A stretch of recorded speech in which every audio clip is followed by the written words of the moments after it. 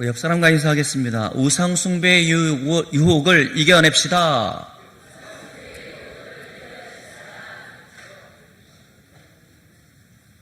근데 왜 웃어요? 그렇죠? 이겨내자고 하는데, 여러분, 지난 한 주간에는 한국교회의 각 교단마다 총회를 했습니다. 총회에 여러 가지 결정되어진 것들이 많습니다만은 매스컴의 주목을 받았던 것은 과연 대형교회 부자 세습을 어떻게 마무리할 것인가 라는 것이었습니다. 그럼에도 많이 걱정이 됐습니다만은 재판국이 해체되어지고 보고도 거부하고 그 모든 것이 그 교회의 완패로 끝나지어지는 결과가 되어졌습니다. 그래서 목사님들이 하시는 말씀이 교회는 하나님의 것이다. 교회는 사람의 사사로이 할 수 있는 것이 아니다라고 이야기하고 있고, 그렇게 세습하려는 그 의도와 목적은 그 마음 가운데 탐심이 있기 때문에 그렇지 않느냐라는 그런 지적이 비일비재했습니다. 어쨌든 좋은 방향으로 나아가야 될 이유는 교회가 사회에 영향을 끼쳐야 되고 교회에 속한 성도들이 하나님의 영광을 나타내야 되기 때문에 그렇습니다. 또 좋지 않은 얘기입니다만 어느 목사님은 교회의 헌금을 유용하여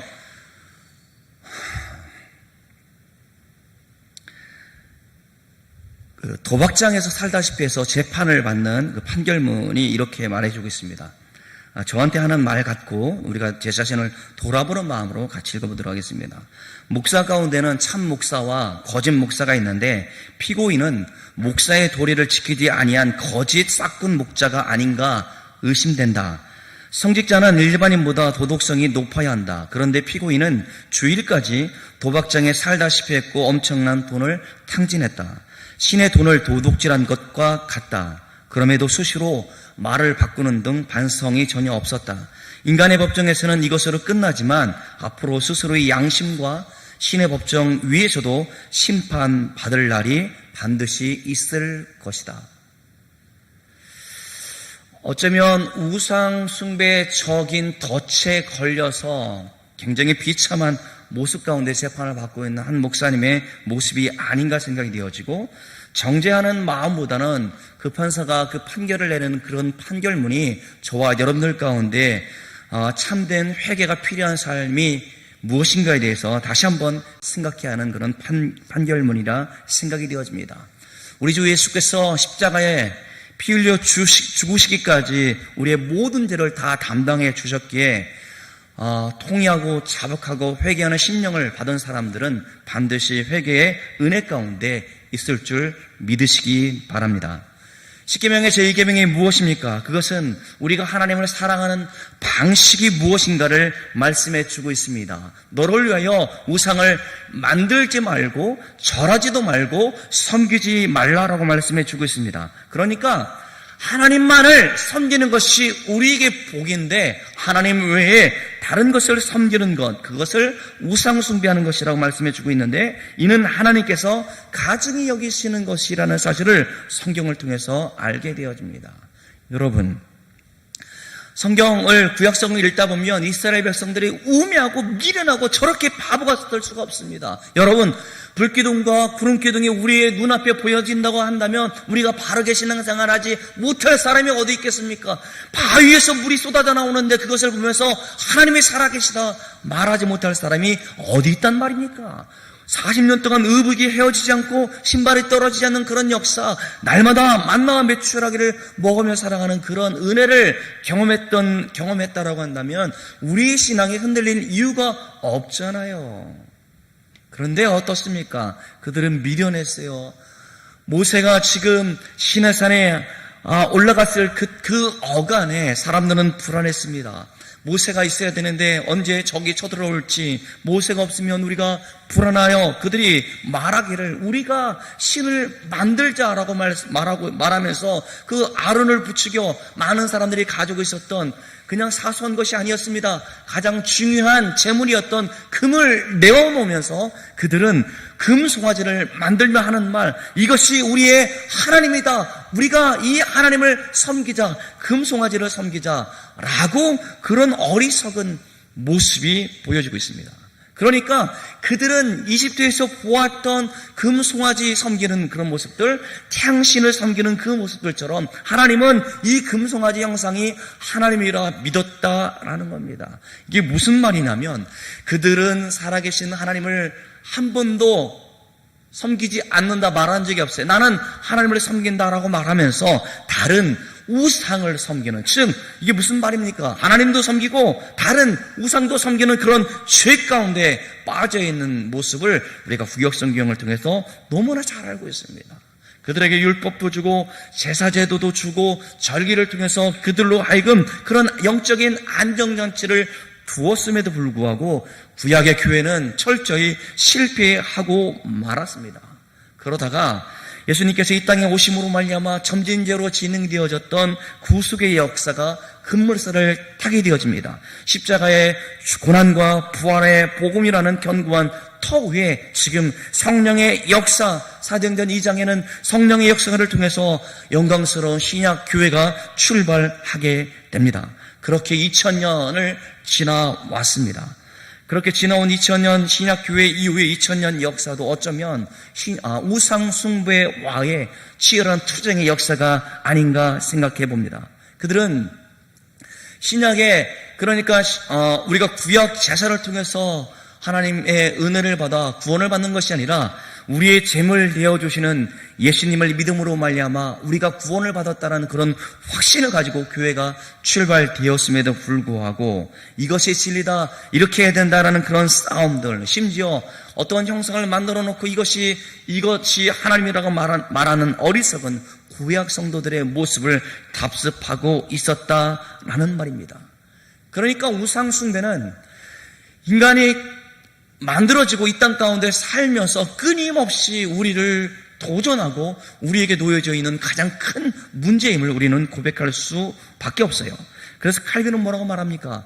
인간의 마음은 우상을 만드는 공장이라고 말씀해 주고 있어요. 공장은 매일매일 제품을 만들어내듯이 우리의 마음이 우상을 만들어낸다고 말씀해 주고 있고, 골로새서 3장 5절은 뭐라고 말씀해 주고 있습니까? 탐심은 우상 숭배니라라고 말씀해 주고 있습니다. 결국 우상 숭배는 죄로 타락한 인간의 부패한 본성인 탐심의 열매가 우상 숭배라는 사실을 오늘 말씀을 통해서 알게 되어집니다. 그러기에 우리 자신을 돌아봐야 돼요. 우리가 지금 신앙생활을 잘하고 있다고 생각되어지지만 우리 마음 가운데 있는 이런 탐심이 하나님보다 더 귀중하게 여기고 있는 것은 무엇인가 발견하는 통찰력이 여러분들 가운데 있기를 간절히 축원합니다. 오늘 본문에 보면 초대교회에 일어나고 있는 우상 숭배의 위협과 도전의 문제입니다. 여러분 보세요. 지금 8장에는 어떤 일이 일어나고 있냐면 지금 사탄의 충동들로 인해서 큰 박해가 일어나고 있습니다. 그래서 사도들 외에 대부분의 성도들은 지금 유대와 사마리아의 땅끝에 흩어져 있습니다. 이 박해로 인해서 평소 같으면 상종도 하지 않는 대제라고 말했던 사마리아 성 사람들이 살고 있는 그 지역에까지 들어가서 어떤 일이 벌어지고 있습니까? 복음을 증거하였더니 많은 사람들이 회심하고 있다는 것이죠.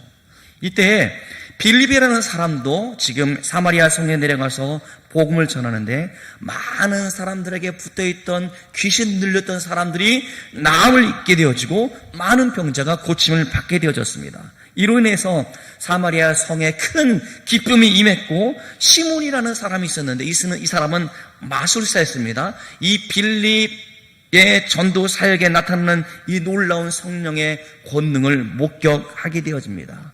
본문 읽지 않았습니다마는 9절 10절의 설명에 의하면 이 마술사 시몬은 사람들을 깜짝 놀라게 하는 능력을 가지고 있었습니다. 그리고 스스로 나는 큰 인물이다 라는 생각을 가지고 있었죠. 그리고 영적으로 무지했던 사마리아 사람들은 이 악한 영으로부터 주어지는 능력을 하나님의 능력으로 착각해서 낮은 사람부터 높은 사람까지 이 마술사 시몬을 존경하고 따랐다라고 설명해 주고 있습니다.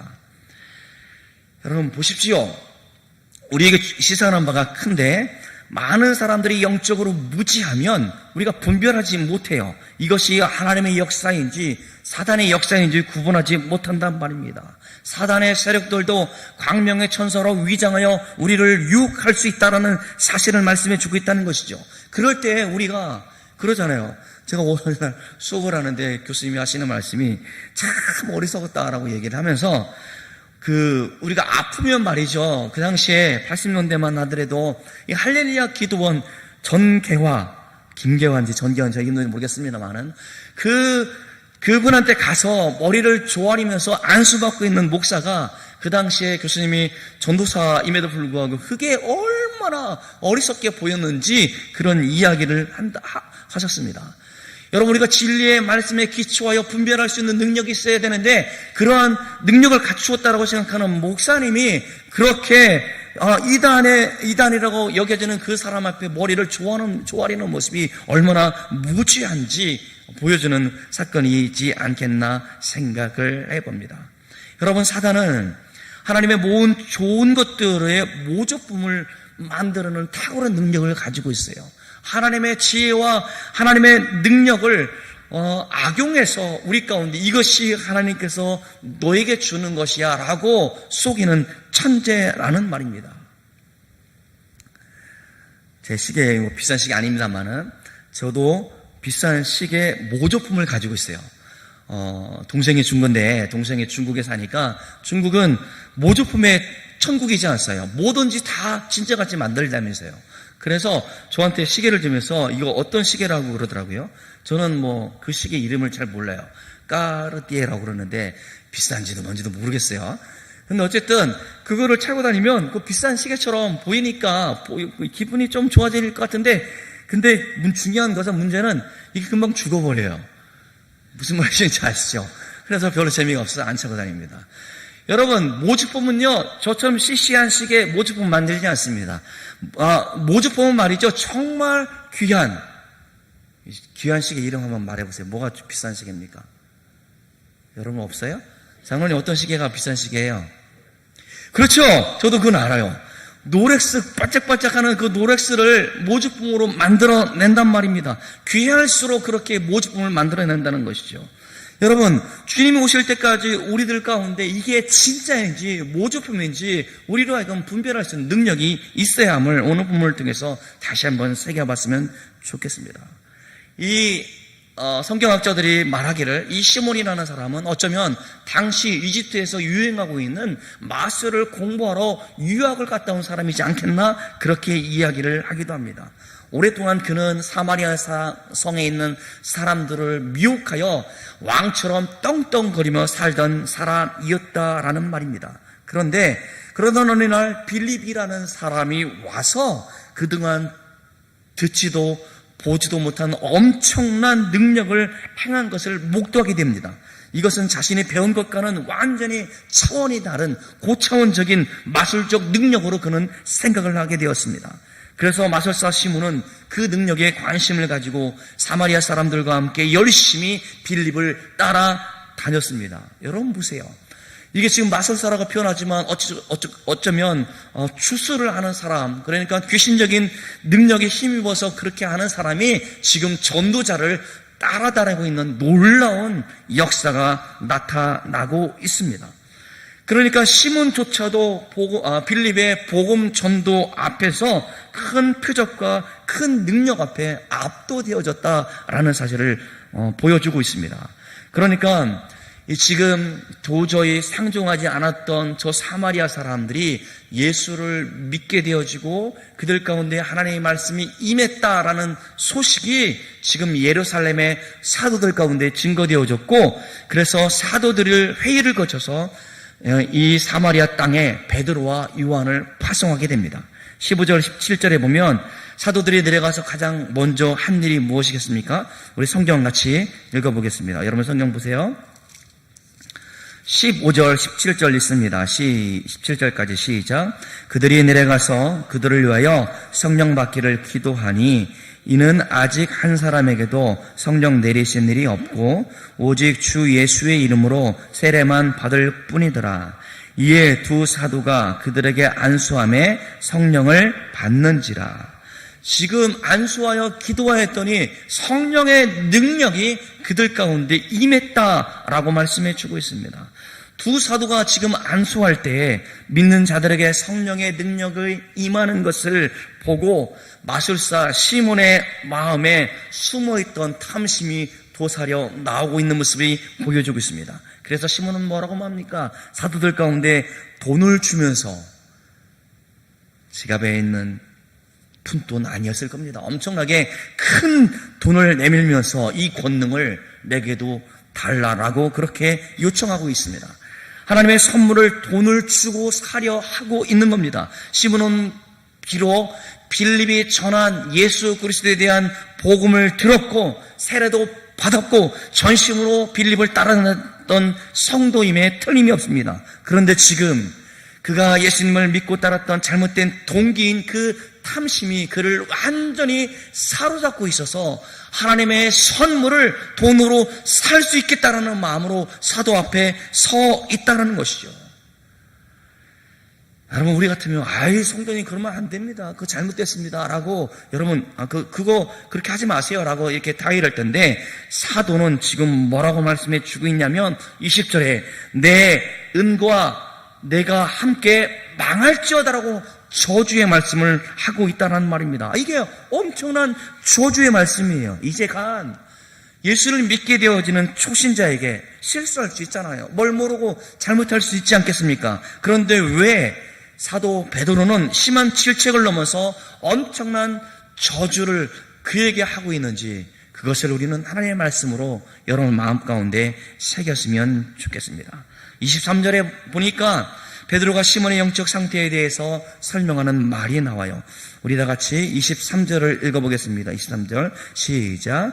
내가 보니 너는 악독이 가득하며 불의에 매인 바 되었도다. 베드로는 성령의 감동으로 시몬의 제안이 단지 그냥 초신자의 실수인 것이 아니라 오랫동안 그를 지배해왔던 악한 영이 그로 하여금 그 탐심이 교회에 악영향을 끼쳐서 성도들을 넘어뜨리려고 할 것이고 그런 능력을 받아서 성도들 위에 군림하려고 했기 때문인 것을 알았기에 그렇게 지금 저주의 말씀을 하고 있다는 말입니다. 이게 무슨 말입니까? 여러분, 한 교회에 지도자는 영적인 지도자가 분명히 있습니다. 우리로 하여금 이러한 목자의 역할을 감당할 수 있었던 것은 양인 성도들을 돌아보고 그들에게 관심을 가지라라고 돌아보는 일인데 하나님께서 주신 그런 능력을 사람들의 존경을 받기 위해서 사람들 앞에 권위를 내세우기 위해서 사람들 앞에 많은 것을 얻기 위해서 그렇게 하는 것이 얼마나 무모한 것인지 이 오늘 사도 베드로가 시몬에게 해준 말씀 가운데 깨닫게 되어진다는 것이죠. 그러니까 여러분들이 한 지도자의 권능을 보는 것이 아니라 하나님께서 우리 교회의 영적인 지도자 가운데 함께 하시는 것을 보아야 되는데 우리는 단지 목사님이 최고야, 그분이 우리 교회를 이렇게 성장시켰어, 이렇게 10만 명의 성도가 등록하게 만들었어, 그러한 잘못 가운데 빠졌기에 지금 현대 한국 교회의 문제인 것은 아닌지 우리는 스스로 생각해 보아야 할 것입니다.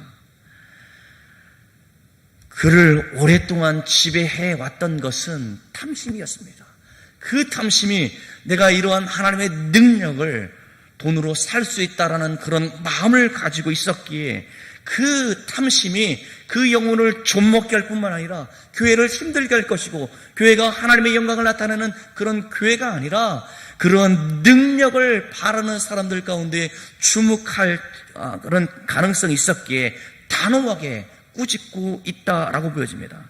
그러나 여러분 어떻습니까? 24절 그 이후에 25절의 말씀에도 보니까 그가 회개하였다라는 말이 안 나와요. 어쩌면 성경적 상상을 동원해서 생각해 본다면 그가 이러한 꾸지름 가운데 어떠한 회개와 어떠한 뉘우침도 없이 그는 그러한 마음을 가지고 돌아갔지 않겠나 생각을 해봅니다. 만약 사도들이 이러한 마술사 시몬의 제안을 단호히 배격하지 않고 돈을 받고 안수를 해 주었다라면 여러분 어떻게 되었겠습니까? 사마리아 교회가 그 처음부터 혼란 가운데 빠져 있을 것이고, 그 사마리아 교회가 든든하게 말씀이 성장하는데 많은 어려움이 겪었을 것을 우리는 생각해 볼 수 있습니다. 저는 개인적으로 이런 체험을 한 사람을 알고 있습니다. 여러분, 목사님이 성도들을 위해서, 병자들을 위해서 특별히 기도해 주는 것은 당연한 일이라 생각이 되어집니다. 찾아가 기도할 것이고, 여러분들이 어려움이 있을 때 청해야 할 것입니다. 목사님 기도해 주십시오. 그런 것이 저는 당연하다고 생각이 되어집니다. 여러분 몰래 병원에 입원하지 마십시오. 기도들을 청하십시오. 위에서 기도해 달라고 청하는 것이 당연한 일이라 생각이 되어집니다. 그런데 저한테 기도를 받으려면 줄을 서야 돼요. 아셨어요? 그냥 줄 서는 게 아니라 여러분 돈을 내야 됩니다. 5만 원짜리 봉투 그거 안 필요 없습니다. 적어도 300만 원은 내야 합니다. 그래야 저한테 안수를 받을 수 있어요. 뭘 끄떡이세요? 한 번도 저한테 그런 적 없으시면서. 여러분, 이게 한국교회에 있었던 일입니다. 여러분, 그게 여러분 말만 하면 다 아는 사람, 아시는 분이 했던 일이란 말입니다. 저는 그걸 전도사 때 경험했기 때문에 정말 이럴 수 있는가라는 생각들 때문에 이게 정말 문제라는 생각을 해본 적이 있었어요. 그게 제가 인척이기 때문에 너무나 생생하게 경험했던 일이란 말입니다. 어떻게 그렇게 줄을 서서, 물론 바쁘니까 성도들이 많기 때문에 그럴 수 있지만, 봉투를, 그것도 정해진 액수를 그 사무직원이 얼마입니다라고 말해서 그것을 채워야 순서 번호표를 받을 수 있다는 말입니까? 탐심이 그 안에 있었기 때문이라 저는 그렇게 말하고 싶어요. 사도들이 지금 시몬의 제안을 과감하게 배격할 수 있었던 것은 그 하나님의 능력은 돈으로 살 수 있는 것이 아니기 때문에 그렇습니다. 중세 시대에 이제 기독교가 박해받지 않고 많은 종교들 가운데 하나로 인정받았던 그 이유, 그리고 60년이 지나져서 이제 국가의 종교로 기독교가 그렇게 인정되어지는 그 국교로 그렇게 제정되어지는 그 이후로 중세 1000년 동안 우리는 기독교가 많이 발전하였고 하나님의 영광을 나타냈고 수많은 사람들 가운데 복음을 전했으리라 생각을 해야겠습니다만은 그렇지 않았습니다. 그래서 기독교 역사 가운데 중세시대는 암흑시대라고 그렇게 표현해주고 있습니다. 왜냐하면 세속적인 의미에서 부귀와 권세를 가질 수 있는 직업이 그게 무엇이었냐면 성직자가 되는 일이었기 때문에 그렇습니다. 성직자가 되어진다라고 한다면 많은 돈을 벌 수 있었고 자자손손 잘 살 수 있다라는 그러한 인식이 팽배했던 시대가 중세 시대였다라는 말입니다. 탐심으로 성직을 돈 주고 매매하는 일이 있었고, 그리고 심지어 그러한 패단 때문에 모든 그 사자들 가운데 결혼을 금지했더니 이제 몰래 아이를 낳기도 하고 그 아이를 내 친척의 양자로 입양해놓고 그 실질적인 그 아들을 자신의 후계자로 세우려는 그런 노력들이 있었다라는 사실을, 그래서 중세를 우리는 암흑시대라고 이야기를 합니다. 오늘 시몬이라는 사람, 물론 시몬 베드로도 있습니다만은 이렇게 성직 매매에 연관되어지는 영어 단어가 있는데 그는 사이몬입니다. 그러니까 시몬이라는 단어와 연상되어져서 할 수 있는데 사이몬이는 성직 매매라는 단어로 쓰여지고 있다라는 겁니다. 저도에도 말씀드렸습니다만은 이스라엘 백성들 가운데 그들 가운데 젖과 꿀이 흐르는 땅을 하나님께서 약속해 주었는데 젖과 꿀이 흐르는 땅에 단번에 들어간 것이 아니었습니다. 그 안에 죄악에 관영할 때까지 찰 때까지 기다렸다가 여호수아로 하여금 그 땅에 들어갈 때 모든 사람들을 죽이라 명령하고 있었던 것은 잔인했던 하나님이 아니라 그 사람들이 가지고 있었던 우상 숭배의 위험이 이스라엘 백성들 가운데 영향을 끼칠까 그들로 하여금 그것을 끌어내고자 모든 사람을 죽이라 말씀해 하셨다라는 겁니다. 그러니까 그들이 섬겼던 바알 신은 어떤 신이었습니까? 그들은 돈과 섹스와 번영의 신을 상징했던 그 신을 섬겨서 우리가 이렇게 가난한 농경 문화 가운데 발전할 수 있었다라는 그 영향이 이스라엘 백성들 가운데도 스며들어져서 우리도 저들처럼 정착하여 잘 살 수 있는 길은 바알신을 섬기면 우리도 잘 살 수 있다. 그런 어리석은 짓을 하고 있었다라는 말입니다. 그들은 하나님을 버린 사람들이 아니었습니다. 하나님도 섬기고 바알신도 우상도 섬겼던 그런 잘못을 했다라는 말입니다. 그래야 하여 바알이라는 우상은 어떤 의미에서 하나님의 백성들 가운데 도저히 끊기 힘든 유혹과 같다라는 말입니다. 어쩌면 이 시대에 바알은 무엇입니까? 이 시대의 우상은 바로 무엇이란 말입니까? 저 서구 유럽이 기독교 문화 가운데 지금도 찬란하게 발전하고 있습니다만은 많은 교회가 무너지고 있고 많은 교회가 이 세상에 주는 가치관이 하나님보다 더 중요하다 생각하고 있고 이 세상에서는 뭐니 해도 우리가 인간이 가장 중요하다 말하고 있고 무엇보다 물질이 가장 우리의 안전에 필요하다 말하는 시대 가운데 살고 있습니다. 그것이 바알이요, 그것이 우상이란 말입니다. 그러한 도전과 위기가 한국교회도 도초에 도사리고 있다는 사실, 우리가 전도할 때 전도에 문이 막혔던 원인들이 보면 그런 일들 가운데 이 탐심이라는 그 마음에 있었던 그것이 나와서 교회를 어지럽게 하고 교회가 자신의 거는 양 말하는 어리석은 사람들이 있다라는 말입니다. 마르틴 루터를 이에 점화되어진 종교개혁의 핵심은 무엇이었습니까? 그것은 교회 안에 만연했던 우상 숭배적 요소들을 척결하는 일이었습니다. 우리 교회는 보십시오. 십자가가 가운데 걸려있지 않아서 새로운 사람들, 다른 교단에서 있었던 사람들이 오면 이상한 교회라고 생각하는데 그렇지 않습니다. 심지어 십자가도 우리의 우상 숭배의 요소가 될 수 있기 때문에 그것을 배격하는 의미로 우리는 교회 내부의 예배당 안에 십자가를 걸지 않는단 말입니다. 지금 우리의 모습을 보십시오. 여러분, 우상 숭배는 내가 끊어낼 수 있다 말할 수 있을 수 있는 사람이 과연 몇 사람이란 말입니까? 우상 숭배는 물리치기 힘든 유혹임을 우리는 부정할 수 없어요. 시몬이 우상 숭배적 신앙인으로서 변질된 그런 모습들, 그리고 또 이를 단호히 배격하고 척결했던 사도들의 모범적인 모습에서 우리에게 주신 하나님의 경고의 음성을 들을 수 있기를 간절히 소망합니다. 여러분, 교회는 해피데이예요.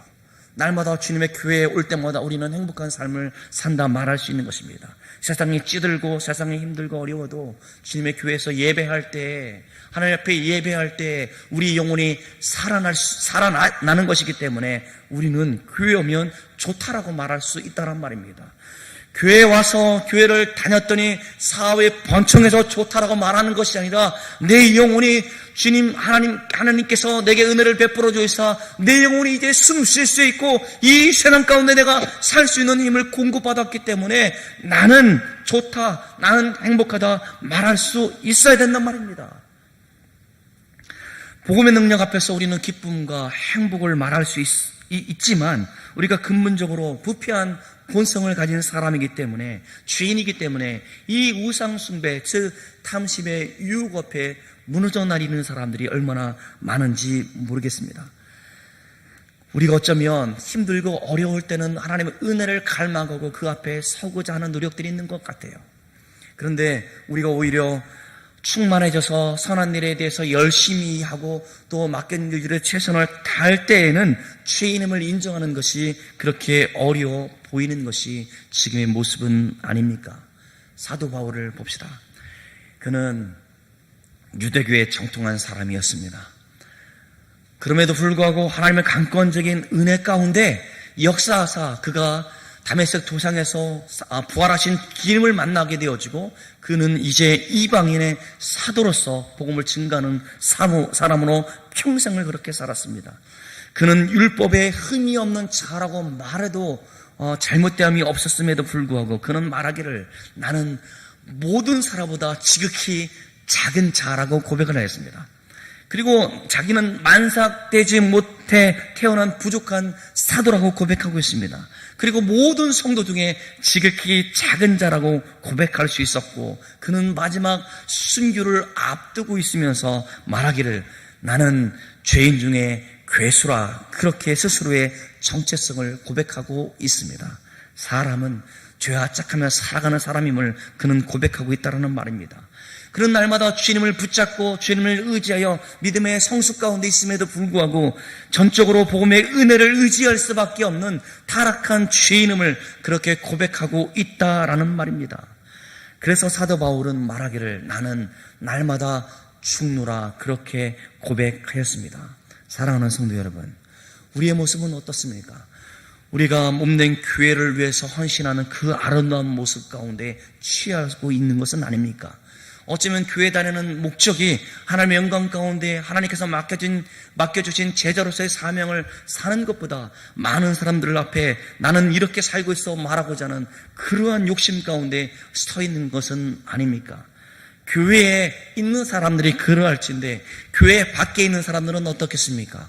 우리가 하나님을 사랑을 말하고 우리 주님의 은혜를 말한다 할지라도 그들은 콧방귀 낄 것이고 너나 잘해, 너나 잘 믿어, 그렇게 우리를 조롱하는 그런 어처구니 없는 현실을 살아가고 있는 것이 우리들의 모습이란 말입니다. 우리는 지금 해피데이를 통해서 우리 전도 대상자를 정할 것이고 그들과의 좋은 관계를 맺고 어찌하든지 간에 그들 가운데 복음을 증거하여 또 어떻게 하든지 그들 교회에 초청하여 주의 말씀이 그들의 마음에 새겨질 수 있도록 해서 캠페인을 하고자 합니다. 우리가 그러한 탐심이 도사리고 있는데 저들은 도저히 우리의 말을 듣지 않는 사람처럼 딱딱하게 굳어있고 움직이지 않는 사람처럼 부동자세로 서 있을 것입니다. 그럼에도 불구하고 여러분들한테 이 캠페인에 동참하고자 하는 것은 하나님의 복음의 능력은 모든 것을 바꿀 수 있기 때문에 그러합니다.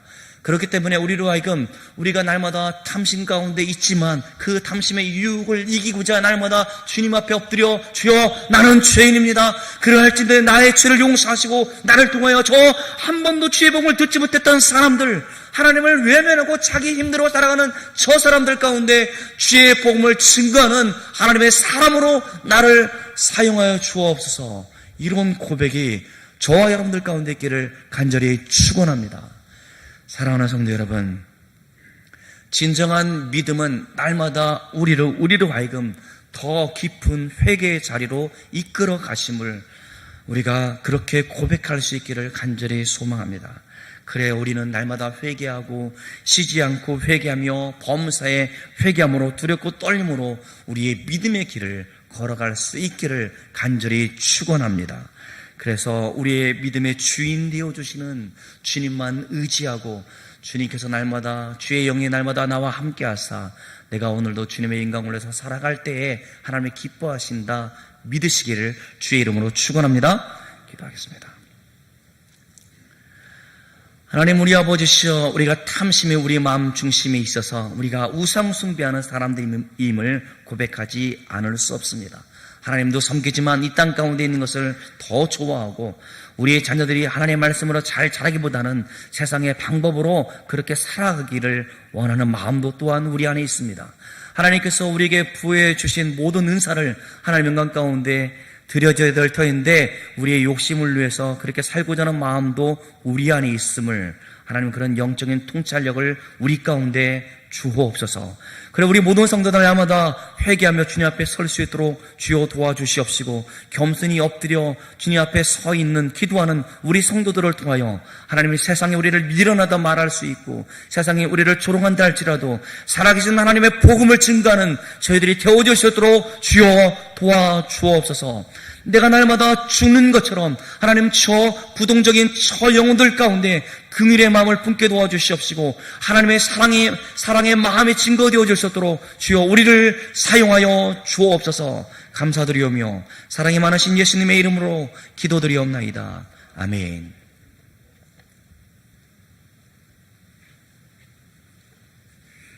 우리 다 같이 차려서 일어나셔서 우리 320